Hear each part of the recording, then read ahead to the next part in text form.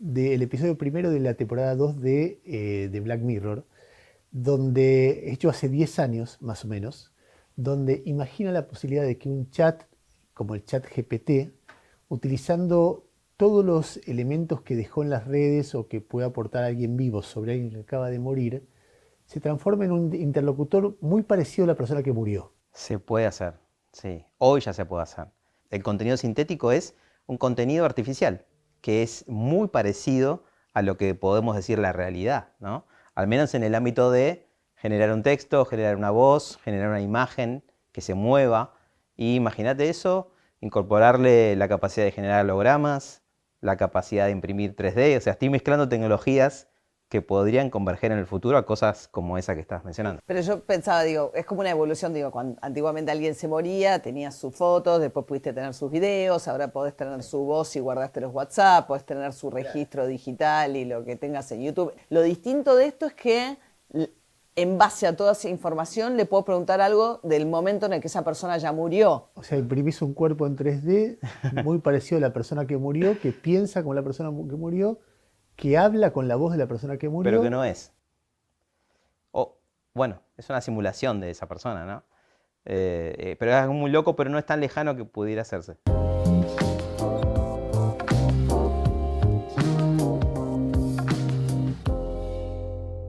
Muy bien, nos vamos a meter, María, como anticipamos ahora, en un universo entre estremecedor, incierto, apasionante, que te genera por momentos angustia, por momentos esperanza. Freddy Vivas es uno de los especialistas en inteligencia artificial, acaba de publicar Cómo piensan las máquinas, aquí en la Argentina.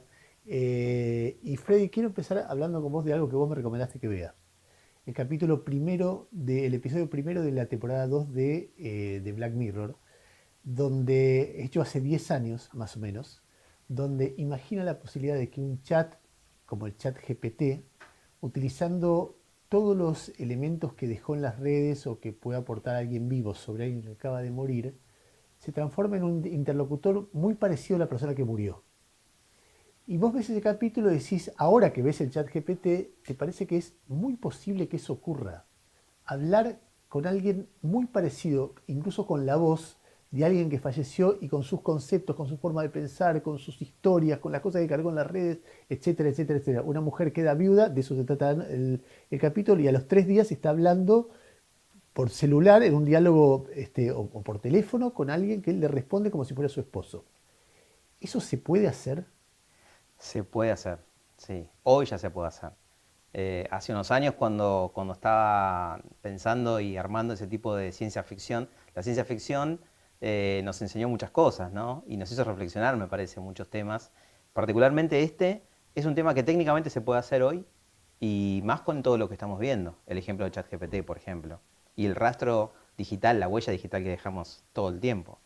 Hoy existe la inteligencia artificial, la capacidad de procesar datos, los algoritmos, la capacidad de simular voces, la inteligencia artificial generativa, estamos hablando de eso, una inteligencia artificial que tiene diferentes campos de aplicación. Inteligencia artificial generativa es la que se encarga de generar contenido sintético. El contenido sintético es un contenido artificial que es muy parecido a lo que podemos decir la realidad, ¿no? Al menos en el ámbito de generar un texto, generar una voz, generar una imagen que se mueva.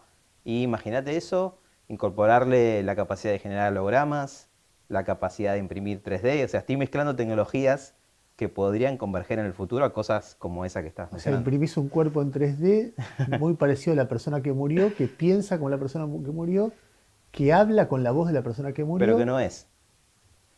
O, bueno, es una simulación de esa persona, ¿no? Pero es muy loco, pero no es tan lejano que pudiera hacerse.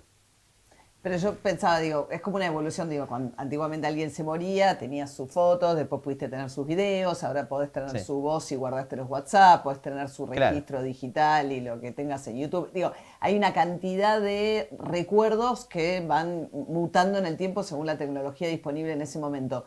Lo distinto de esto es que en base a toda esa información le puedo preguntar algo del momento en el que esa persona ya murió. Claro, podrías, o sea, me estoy imaginando, hagamos el ejercicio, ¿no? Me imagino si tenés data, que puede ser grabaciones de llamadas por teléfono, audios de WhatsApp, toda esa data, la podés entrenar. Los algoritmos de inteligencia artificial, los algoritmos en sí, son pedazos de código de programación. No es ni más ni menos que eso. Pero lo que sí los hace hacer diferentes es tener muchos datos. O tener datos. Con esos datos se entrenan. Los algoritmos los tenés que entrenar para que empiecen a encontrar, por ejemplo, patrones de voz de una persona. Entonces, si nosotros tomáramos eso, lo conectáramos al motor de inteligencia artificial generativa de lenguaje como es ChatGPT. ChatGPT tiene una capacidad que vos podés conectarte a ChatGPT, no solamente hablarle como lo hacemos todos, sino conectarnos a lo que se conoce como una API, que sería la manera de conectarnos automáticamente a ChatGPT. Podríamos usar eso como base y podríamos tener, no sé, un WhatsApp, un Telegram o lo que sea de interactuar con una persona que ya no esté y que te responda, vos le digas, me pasó esto en la facultad, y que te diga algo como te lo hubiese dicho en su momento, ¿no? Es decir, nosotros dos podríamos ser dos hologramas que hablen con nuestra voz en este momento. Dos hologramas que hablen con nuestra voz, que piensen como nosotros, que hagan las preguntas que a nosotros habitualmente se nos ocurren. Y un televidente, no sé si ahora, pero en unos años, no podría diferenciar si somos nosotros dos los que estamos sentados acá o si es un holograma idéntico a nosotros dos. Podría ser, ¿sí? De hecho, en China hay un experimento de un avatar de presentador. Sí. En México salió, creo que hace unos días también, que obviamente, como decís, hoy no son buenos, hoy te das cuenta que no es real, que es una simulación de esa voz sintetizada, digamos, pero no sabemos en los próximos años. Creo que somos la primera generación de la historia de la humanidad que tiene que dudar de todo lo que ve o lo que escucha. Antes veías algo en una pantalla y decías, obviamente esto es la realidad. Y ahora hay que tener otros criterios para validar qué es real y qué no. Igual con el ejemplo de la persona que ya murió, a diferencia por ahí del avatar del periodista, esa persona, el algoritmo no va a poder cargar nunca información nueva. O sea, esa persona en el momento que muere reacciona con sus valores o la información o lo que tenía hasta el momento de morir. O sea, Perdón que interrumpa, más o menos. ¿Por qué? Porque si tiene capacidad de aprender por medio de la interacción, Sí. es una persona que hasta que el momento que muere tiene sus valores, su experiencia, qué sé yo, pero el algoritmo, así como hoy, antes las computadoras jugaban al ajedrez con los datos de las partidas que ya existían, Sí. ahora le dan las reglas de ajedrez y aprenden a jugar al ajedrez y utilizan los datos, pero aprenden. O sea Exactamente. Eso es la revolución de la que estamos hablando. Eso que acabas de decir es la capacidad de aprender de las máquinas. Porque antes, cuando desarrollábamos un programa, los programadores y la gente que desarrolla software, lo que hacía era darle muchas reglas. Le decía, hace esto y si pasa esto, hace esto otro. Esa era una lógica de computación básica. Ahora lo que hacemos es tal cual, darle muchos ejemplos y que las máquinas aprendan a identificar esas reglas que nosotros quizás ni nos imaginamos, ¿no? Entonces, por ejemplo... No, está bien, pero las reglas de ajedrez son siempre las mismas. O sea, si estamos hablando de una persona... Sí, pero mira esto. ¿Viste cuando usás ChatGPT? Usás ChatGPT o usás Netflix para ver un contenido o cualquier otra plataforma. Lo que haces es, te da una recomendación o te da un texto ChatGPT y vos le podés poner con una manito para arriba o para abajo. Lo que estás haciendo con eso es entrenar el algoritmo. Es como si fuese un bebé aprendiendo, un cachorro, que vos le das una galletita o lo retás. Claro. Está aprendiendo y está reforzando, se llama aprendizaje por refuerzo, esa técnica de inteligencia artificial, y lo que estás haciendo es entrenando para que le digas, esa respuesta no estuvo tan bien, y esta estaría mejor. No va a aprender cosas nuevas, pero va a saber cuál es el camino que querés que siga. Freddy, en un ratito vamos a hablar de las mejores cosas que se pueden hacer con inteligencia artificial y los principales temores. Pero te hago una pregunta personal. ¿Vos tenés alguien que falleció que hayas querido mucho? Sí, yo perdí a mi viejo a los 15. Y si pudieras hablar con alguien que piense como él, que tenga su voz, ¿lo harías? No lo sé, la verdad que no lo sé, no lo pensé, pero creo que sería raro, aunque depende del criterio que uses para cuándo lo vas a utilizar o no eso. Ahora, si estás todo el tiempo interactuando como lo harías en la vida real, si lo tuvieras, creo que sería como una forma Patológica. sí, Perturbadora. perturbadora, patológica, no soltarías esa relación y no estaría bueno. Creo que nosotros como humanos tenemos ciertos procedimientos que nos cuidan la cabeza, nos cuidan nuestra mente y nuestro espíritu quizás también, y sin embargo si podemos guardar todo, si podemos almacenar todo, si podemos entender todo, no sé si está bueno eso para nosotros. Con la aparición del GPT a nivel público general, es como que nosotros de repente ustedes que llevan años trabajando en esto, se nos abrió a los mortales que estamos fuera de ese mundo la posibilidad de entender qué estaba pasando en un círculo mucho más chico. Sí, claro, sí, sí. De hecho, la inteligencia artificial tiene más de 50 años y tiene eso como concepto, ¿no? En el ámbito de la investigación, desde Alan Turing para adelante, y en empresas tiene 15, 20 años ya trabajándose como herramienta. Ahora, siempre fueron desarrollos que solo si trabajabas con una empresa o si eras parte de una empresa los podías entender, manipular, probar. No había demasiadas cosas de inteligencia artificial en la mano nuestra, salvo Siri, Alexa, OK Google y algunas otras cosas que son totalmente diferentes a ChatGPT, pero que podías interactuar diciéndole que haga algo, ¿no? Ahora, lo que pasó con ChatGPT desde noviembre del año pasado es que en una semana se sumaron a eso 1 millón de personas. Récord histórico de todas las redes sociales y plataformas del mundo. Nunca pasó eso. Y eso generó, Ah, no es Twitter, no es Instagram, o sea, le ganó a todos, récord total de adopción de una herramienta. Es una herramienta gratuita para los que no la probaron. Pueden entrar a ai.com y probarla. Es mi mejor recomendación. Que experimenten, que vean cómo funciona esto. Se van a sorprender al principio, probablemente les den un poco de miedo.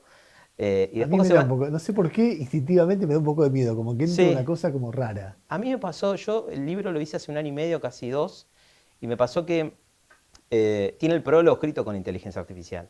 No encontraba prologuista, no tenía prologuista, y estábamos trabajando en mi empresa en un proyecto de este tipo de herramientas, y empezamos a probar y le pedimos un prólogo, y el prólogo quedó muy bueno y quedó íntegro como salió de la máquina. No existía ChatGPT, sino que era GPT, el modelo de lenguaje que está atrás de ChatGPT.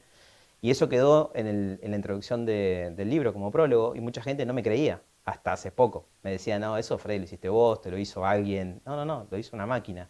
Y ahora todo el mundo lo cree, pero en ese momento sentí esa sensación de, es increíble, nunca pensé ver una máquina escribiendo con esta calidad. Yo sentí eso en ese momento. ¿Y de Y quién es bueno, mucha gente que se GPT? asusta, ¿no? ¿De quién es GPT? Es de una empresa que se llama OpenAI. OpenAI es una empresa que crearon en Silicon Valley, entre otras personas, Elon Musk, Microsoft. De hecho, Elon Musk hoy está como en contra de todo esto, pero fue uno de los principales inversores. El origen de esto fue una asociación, sin fines de lucro, que desarrollara inteligencia artificial abierta para el mundo, para que se democratice, para que más gente la use. Que de hecho eso lo están cumpliendo, ¿no? De todos los escenarios distópicos que se hacen con esto, es decir, digamos, la preocupación que hizo que Elon Musk, Yuval Harari y Sí. otros firmaron una carta diciendo paremos por 6 meses porque no sabemos a dónde va esto. ¿Qué es lo que a vos más te preocupa? ¿Qué es lo peor que podría pasar con esto? Sí, esas cartas yo las leí y tienen, me parece que un fundamento muy interesante, al margen de estar de acuerdo en algunas cosas o no. Ellos lo que plantean es, estos modelos de lenguaje pueden ser peligrosos, hay que frenarlos por lo menos 6 meses. No plantean sobre la inteligencia artificial, no frenar la inteligencia artificial, sino estos modelos de lenguaje. Que eso también levantó suspicacias porque hay gente que dice que Elon Musk está trabajando en un proyecto parecido, entonces que él pida que se frene la competencia tendría como una lógica que mucha gente hace que duden de esto. Pero como objetivo general, a mí me parece interesante esta cuestión de hay que entender más, todos tenemos que entender más. Educadores, Entiendo. ¿Qué es legisladores. lo que te da más miedo? Bueno, ¿por qué hay que entender más? Para mí porque el miedo que tenemos todos los que trabajamos en esto, o todos los que usamos esto, es que se implemente mal. ¿Qué sería que se implemente mal? Que se plantee como el reemplazo de un humano tomando una decisión por una máquina tomando una decisión. Eso sería el principal problema que podemos encontrar. Y eso aplícalo a cualquier cosa. Por ejemplo, decisiones en el mundo de la salud o en el mundo de la educación. Hubo un ejemplo que pasó durante la pandemia en que no se podían tomar exámenes presenciales en una universidad en Europa y lo que se hizo fue tomar datos de los últimos exámenes de esos alumnos. Ese examen derivaba en a qué universidad podían entrar los chicos, ¿no? Y tomaron los datos del año anterior, hicieron como una predicción de qué podría pasar. No les dieron la posibilidad de rendir a los chicos. Y eso no está bien, porque estás suponiendo un montón de cosas, tenés muy sesgada la decisión, y eso es un ejemplo de mal uso de la inteligencia artificial o los datos para tomar una decisión. Nosotros como periodistas, por ahí lo focalizamos en, porque no es solo quién toma la decisión, sino que es verdad y que es mentira. ¿Sí? o sea, muy difícil para un periodista, en todo caso, trabajar en un ambiente. Bueno, lo vimos este tiempo con la foto falsa de Donald Sí. Trump entrando esposado, la foto del Papa. O sea, la idea de qué herramientas tenés vos para poder determinar si algo es cierto o hecho por inteligencia artificial generativa. Claro, es un preguntón. Es un trabajo que ustedes periodistas van a tener cada vez más difícil, que es identificar qué es real y qué no. De Porque se puede hecho, inventar algo falso sobre una persona, pero eso también genera dudas sobre cualquier cosa verdadera que se diga sobre una claro, va persona. a haber una duda sobre todo lo que veas o escuches, en realidad. Hay inteligencia artificial trabajando para frenar esto. O sea, hay una inteligencia artificial para frenar otra inteligencia artificial, que yo creo que eso va a funcionar bien en algunos casos, que es, por ejemplo, Instagram ya está probando un sistema que te va a avisar si la foto que estás viendo está intervenida digitalmente o no. Ese tipo de, yo me lo imagino como una especie de sello. Esto está hecho por humano, esto está hecho por una máquina. Quizás vamos a un mundo donde tengamos que certificar el origen de lo que estamos viendo. Y eso, bueno, puede llevarnos a incorporar determinadas cosas, como por ejemplo la auditoría de algoritmos, tratar de entender más cómo funciona el algoritmo. Hoy muchos algoritmos son como una caja negra. Sabemos que entra determinada cosa y sale determinada cosa, pero no sabemos qué pasa en el medio. Y eso en muchos casos no está bien. O sea que en el futuro, en los próximos años, va a haber mucha reflexión sobre la ética y la responsabilidad de creación de inteligencia artificial y cómo hacemos para paliar estos problemas, ¿no? Cuando se habla de la guerra entre Estados Unidos o la competencia entre Estados Unidos y China por ver quién domina más rápido la inteligencia artificial, uno puede pensar bien en ciencia ficción que quien lo domine más rápido o establezca un sistema de inteligencia artificial más potente va a poder manejar el mundo. Bueno, China hace poco dijo que como prioridad de los próximos años de ellos es el desarrollo de inteligencia artificial. Claramente ellos tienen hace por lo menos 10, 15 años, por ejemplo, varias universidades que solo se dedican a crear inteligencia artificial, que estás 5 o 6 años estudiando solo eso. Eso no pasa en ningún otro lugar del mundo. Entonces, yo creo que ellos ven la potencialidad que tiene el dominio sobre la inteligencia artificial, sobre los datos, además, que lleva a que, bueno, en Europa, por ejemplo, existen reglamentaciones muy fuertes de GDPR o reglamentaciones de privacidad de los datos, que seguramente es algo que llegue a Argentina pronto y Latinoamérica, pero claro, es la herramienta más potente jamás creada, o sea que los usos son múltiples, ¿no? Ahora, a ver si te hago una pregunta por ahí muy elemental, pero digo, Google tiene como un lugar, Google no, Internet tiene un lugar donde hay un buscador para ver todo lo que pasa, o hay muchos buscadores, Google es uno, pero Sí, hay un único lugar donde está, sí. o por lo menos gran parte de lo que tiene que ver con Internet. La inteligencia artificial es un desarrollo de cada uno digamos, el chat es una parte que una empresa decide hacer público. La inteligencia artificial la puedes crear vos en tu casa para que reconozca si una planta necesita agua o no. O sea, podemos arrancar con algo tan simple como eso. Podemos desarrollar inteligencia artificial usando las principales herramientas que dan empresas como Google o Microsoft, todo eso. Y después tenemos las grandes mega inteligencias artificiales, que son como, por ejemplo, ChatGPT o DALL-E 2 para generar imágenes. Y ellos lo que hacen es crean un servicio que vos lo utilizás. Pero la realidad de la inteligencia artificial es mucho más amplia que eso y hay usos que están por fuera de generar conversaciones, que son usos, por ejemplo, de, no sé, detectar una lesión en una radiografía o tratar de predecir si un alumno puede dejarla cursada en un colegio. Claro, pero eso no Son está usos, accesible a todo el mundo, está accesible al que lo desarrolla. sí, está accesible la posibilidad de desarrollarlo, digamos. No, en muchos casos son servicios que puedes usar como si fuese un chat GPT y en otros casos son desarrollos propios que tenés que hacer con tus propios datos, con tu propio problema específico, digamos, ¿no? Freddy, vamos a ir a un corte ahora y vamos a hablar sobre las alternativas, la ilusión que esto genera. ¿Qué cosas buenas pueden pasar? Antes, María me va a matar, pero yo quiero volver al comienzo. A ver. Y una breve pregunta. ¿Vos estás seguro que hablar con algo parecido a un muerto le hace mal a una persona? ¿Va a ser malo eso? No necesariamente, pero puede ser que el tema no es el uso, ¿no? Es el abuso que puedas hacer. ¿No puede dar alivio? ¿No puede Puede ayudar a elaborar ser, un claro, duelo? puede ser. Sí, sí, sí. Sí, los usos tecnológicos, la tecnología en sí misma, esto es una discusión que mucha gente tiene, es, ¿puede ser buena o mala la tecnología? Yo creo que todo depende de los usos. Hay casos en los que está comprobado que, por ejemplo, gente que interactúa, que gente que está al borde de suicidio, interactúa con sistemas de inteligencia artificial y se sienten más calmados después de hablar con un sistema de inteligencia Estás artificial. jodiendo. No, es verdad. Son estudios que dicen que, por ejemplo, hay personas que se abren más, no se sienten juzgadas por una inteligencia artificial, pero cuando hablan con un humano sí. Entonces A ver, se abren menos, ¿no? No, Vamos por a- ahí hay gente que está sola también. Gente que está sola. Vos decís, ¿cómo piensan las máquinas? Es el libro y es un título un poco provocador de Sí. entrada, que es pensar qué piensan, ¿no? Claro.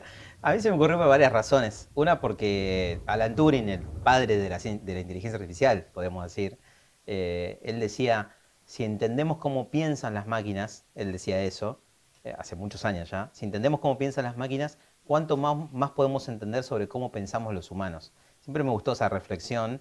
Y también porque siempre escucho a la gente decir, se quedó pensando la máquina, la computadora se quedó pensando. Entonces yo decía, la gente piensa que piensan, y de ahí viene, ¿no?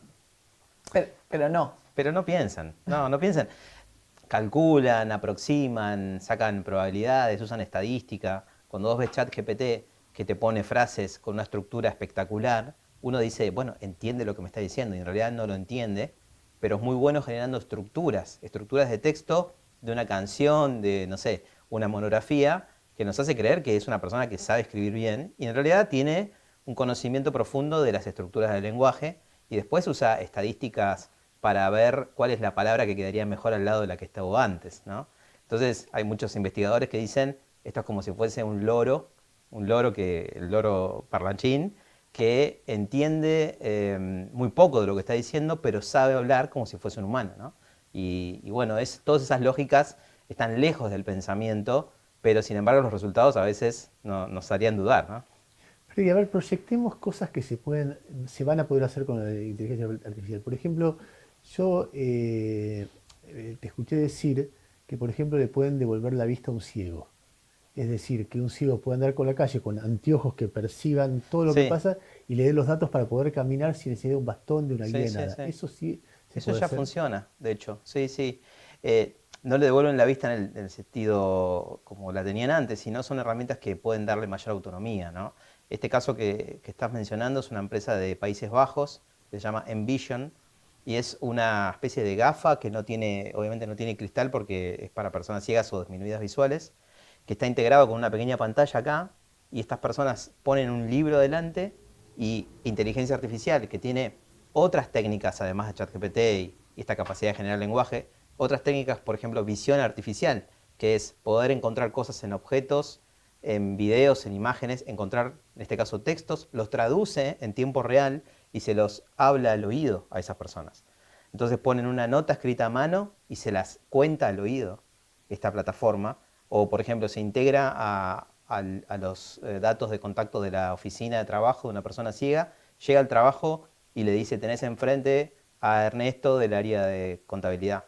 Entonces lo ayuda a moverse en un entorno que pueda ser peligroso, como la calle, o incierto, ¿no? Dentro de una oficina de trabajo. Y esos usos de la inteligencia artificial creo que están buenísimos contarlos, porque acá en Argentina también hay varios proyectos parecidos, con un foco en impacto social también, ¿Cómo ¿no? cuál es?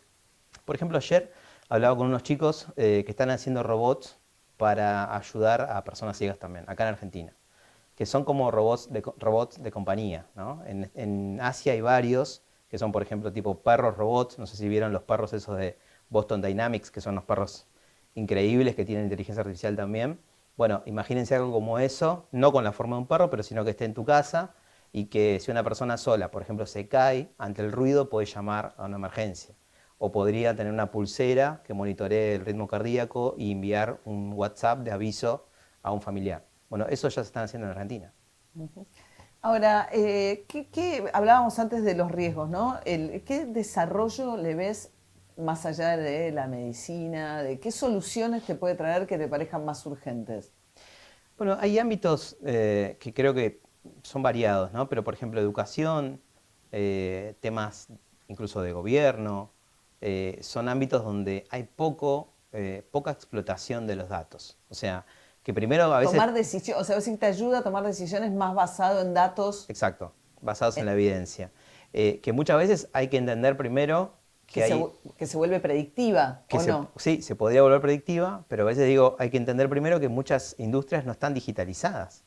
A mí me pasó, por ejemplo, hablar con gente que que me diga, vos me estás hablando de la privacidad de los datos como un posible problema de lo digital y me digan, a mí se me inundan los depósitos donde hay papeles y pierdo historia clínica de gente. Entonces son problemas anteriores para resolver. Primero hay que digitalizar y con datos digitales podés primero tener como indicadores, no sé, tener primero los datos básicos. ¿Cuántos alumnos dejaron de cursar, por ejemplo, por zona geográfica? Bueno, listo. Un chico que está por dejar de cursar y te enteraste cuando es de diciembre, no te sirve de nada, ya dejó. Ahora, si pudiéramos predecir cuáles son de todos los alumnos los que tienen más probabilidad de abandonar, por ejemplo, porque llegan tarde, porque no entran al campus para bajar el material, porque no aprobaron los exámenes, podemos encontrar esos patrones usando estas técnicas, esos patrones casi ocultos para el ojo humano a veces, pues estamos hablando de quizás muchos alumnos en muchos países, que uno podría decir, ¿lo puede hacer una persona? Sí, a un nivel sí, pero cuando eso escala y crece ya no lo puede hacer una persona, se le va a escapar cosas. Y esa predicción puede hacer que vos, y ahí aparece el humano, llames por teléfono a esos alumnos y digas, vamos a juntarnos, te cambio de turno, ¿qué te pasa? ¿Cómo te ayudo? O Y hablar con ahí tal es donde se aplicación de complementa. inteligencia artificial para que te convenza. Claro, bueno, podría ser, pero algo tenemos que hacer los humanos, ¿no? Y yo creo que ahí es donde la dinámica humano-máquina es la que tiene más valor, como pasó, por ejemplo, en el Mundial con el VAR semiautomatizado. El árbitro es el que tomaba la decisión final. Los datos le daban información, pero el árbitro tenía que decidir. No, más o menos. Nos anularon un gol por un hombro, pero... Mucha gente me escribió cuando eso y me decían, ahí, Freddy, ahí triunfó la máquina, no la que... en realidad yo miré todo el Mundial con estos ojos de ver cómo aplicaban el VAR y la Sí. inteligencia artificial. Y muchas veces lo implementaron mal. Claro. Pero no fue un tema de la inteligencia artificial, sino que los árbitros se sacaban de encima el problema. Ese es un ejemplo de mala implementación. Claro. La decisión final estaba, yo tuve la oportunidad de ir a conocer el VAR y entré a las salas de VAR y ver las cámaras y me explicaron todo el proceso. Y estaba muy claro. El VAR identifica la pelota, traza unas líneas, marca todo el cuerpo, las 30 puntos de data de todo el cuerpo humano, pero el árbitro es el que decide. El humano tiene que tomar la decisión. Si no lo hace, es un problema Freddy, del humano, ¿no? hace un rato dijiste, alguna cosa tenemos que hacer los seres humanos. Sí. Una de las grandes miedos es de la pérdida de millones de fuentes de trabajo. Hace poco un informe de Goldman Sachs decía 300 millones de fuentes de trabajo en 5 años. ¿Qué pensás de eso? Bueno, ese tipo de informes están muy buenos porque están en la conversación. El informe profundiza en la cuestión de que son puestos de trabajo que van a ser transformados por la inteligencia artificial. No perdidos. Exacto. O sea, la sutileza es que en un trabajo, en un rol específico que vos haces, imaginemos un médico, hace 15, 20 actividades por día, entre ellas está quizás mirar una placa o quizás ir a buscar el antecedente histórico de ese paciente o enviar un recordatorio si tiene que hacerlo, pedir que llamen por teléfono. Esas tareas probablemente una inteligencia artificial las haga más rápido, más preciso, más barato, por supuesto.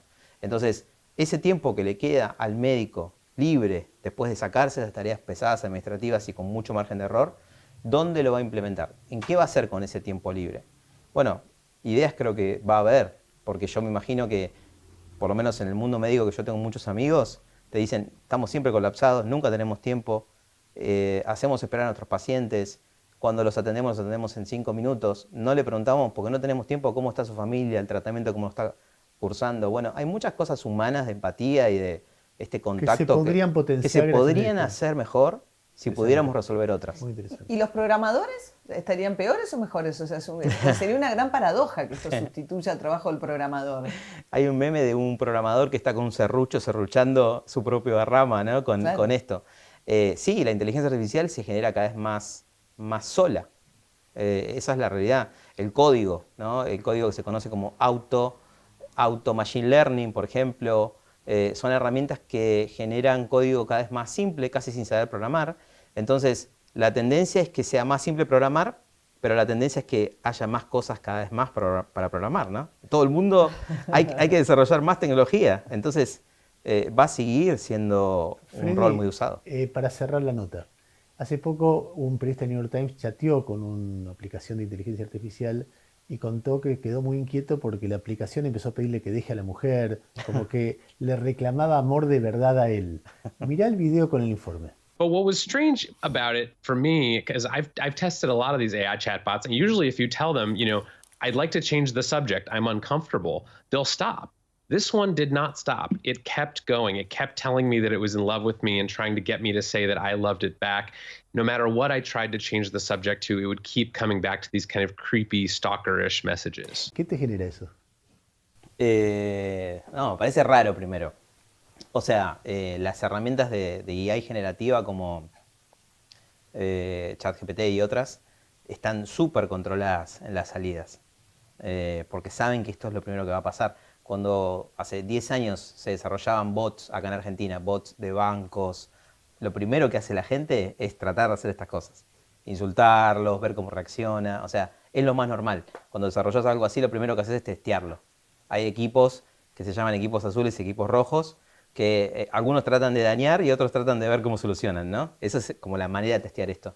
Entonces me parece raro que una inteligencia artificial genere algo así. Puede ser que haya alguna falla, pero también hubo casos como lo que pasó con Google y Lambda, que es la base de Bard. Bard va a ser el competidor de ChatGPT muy pronto y va a ser muy fuerte porque Google tiene data de Internet desde el 98 más o menos.